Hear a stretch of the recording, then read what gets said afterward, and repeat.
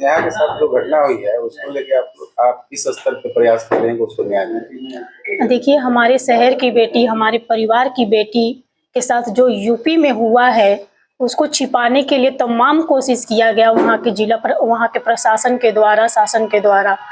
और जिस तरह से अभद्र तरीके से उनके माता-पिता के साथ व्यवहार किया गया, उन्हें जिस तरह से बोला गया कि तुम अनपढ़, गँवार, जाहिल, बिहारी हो, जाओ भागो यहाँ से।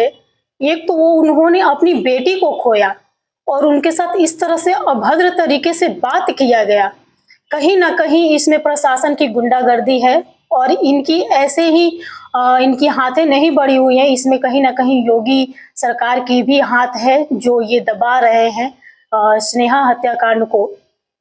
आप सभी फ़ोटो देखकर ये लगा सकते हैं अंदाज़ा कि जिस तरह से खिड़की में फंदा लगाया गया है, वो किसी के द्वारा लगाया गया है, क्योंकि वो आत्महत्या नहीं है, क्योंकि उसका पैर नीचे ज़मीन पर है और एक पैर बेड पे है।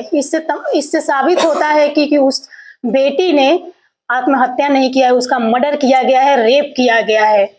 अगर इतना ही था, प्रशासन को अगर उनको लगा था कि ये सुसाइड है, तो उन्हें उनके माता-पिता के पहुँचने तक इंतज़ार करना चाहिए था। उन्हें इंतज़ार करना चाहिए था, जब तक से माता-पिता नहीं आते, तब तक से उसका पोस्टमार्टम नहीं कराना चाहिए था।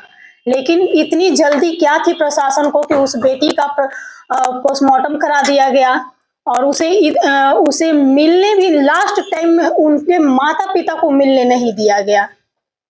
आखिर इसमें कुछ साजिश थी, दोषियों को बचाने की कोशिश की जा रही है, तभी उसका पोस्टमार्टम किया गया और आखिरी बार माता-पिता को मिलने भी नहीं दिया गया और उसकी शव को जला दिया गया। तो कहीं न कहीं इसमें यूपी की पुलिस और यूपी सरकार की दोषियों को बचाने की साजिश चल रही है।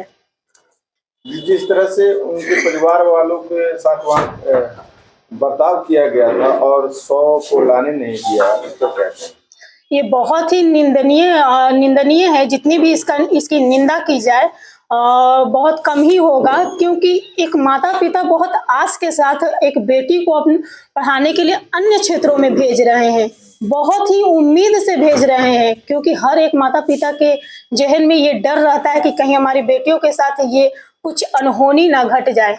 और जिस तरह से हमारी भारत सरकार ने बेटी बचाओ बेटी पढ़ाओ का नारा दिया है, उससे कहीं न कहीं बेटियों में, पेरेंट्स में ये उम्मीद जगी थी कि हमारी बेटियाँ आगे बढ़ेंगी। और ये हमारे माननीय प्रधानमंत्री जी का संसदीय क्षेत्र है, तो वहाँ पे तो और इस संतुष्टि के साथ अपने माता-पिता अपने बेटियों को भेज रहे हैं कि हमारी बेटियाँ वहाँ पे सुरक्षित रहेंगी। लेकिन हमारी बेटियाँ वहाँ सुरक्षित कहाँ हैं? जब संसदीय क्षेत्र, प्रधानमंत्री का संसदीय क्षेत्र में इस तरह की घटना घट रही है, तो अन्य क्षेत्रों में हम क्या कह सकते हैं कि हमारी बेटियाँ कहाँ सुरक्षित है? आज एक स्नेहा बेटी का हत्या नहीं हुआ है, लाखों लड़कियों का सपना टूटा है, लाखों पेरेंट्स का सपना टूटा है। कहीं न कहीं उनके अंदर ये डर और भय पैदा हो गया है। हो सकता है कि कुछ लड़कियां जो हॉस्टल में रहती हैं, वो घर को अपने वापस आ जाएंगी। आज ये अगर बेटी बचाओ बेटी पढ़ाओ का सपना नारा सफल करना चाहते हैं मोदी सरकार, तो उन्हें कहीं ना कहीं बेटियों की सुरक्षा और साथ ही जो स्नेहा के साथ हुआ है, उन जो दोषियों ने किया है, उन्हें सजा देनी ही होगी। ये हमारी मांग है योगी सरकार से और हमारे माननीय प्रधानमंत्री जी से। जिस तरह से आप लोगों ने ये न्यूज़ चलाया, बहुत ही सराहनीय कार्य किया है और मैं चाहूंगी कि इस तरह की घटना को आप लोग चलाइए, ताकि उन बेटियों को इंसाफ मिल सके। हमारे शहर की बेटी थी स्नेहा, हमारे परिवार की बेटी थी और उसके साथ बहुत गलत हुआ है, नहीं होना चाहिए था। परिवार के साथ गलत हुआ है, माता-पिता के साथ गलत हुआ है। अगर न्याय नहीं मिलता है और पुलिस आगे कदम नहीं उठाती है, तो क्या कुछ बाबा हैं, बुलडोजर बाबा बोले जाते हैं।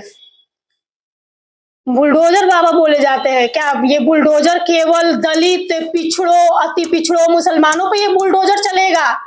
बेटियां जब इंसाफ मांगती हैं, उनके पेरेंट्स इंसाफ मांगते हैं, तो उन्हें इंसाफ क्यों नहीं दिया जाता है? केवल दलितों के लिए है बुलडोजर? आज उनको उतर के वो बुलडोजर उन दोषियों पे चलाने की जरूरत है, वरना हजारों बेटियां अपने घर को लौट कर आ जाएंगी और कहीं ना कहीं उनके सपने दब के रह जाएंगे, अगर आज ये इंसाफ नहीं मिलता है तो। हमारा संघर्ष जारी रहेगा जब तक से स्नेहा बेटी को न्याय नहीं मिल जाता है। इसी तरह से हमारा जन आंदोलन करना पड़े करेंगे, यूपी में उतर कर करेंगे। और हमने फैसला किया है कि जब तक से हमारी स्नेहा बेटी को इंसाफ नहीं मिल जाता है तब तक से हम नगर निगम में उसकी फोटो के साथ एक कैंडल प्रतिदिन जलाएंगे।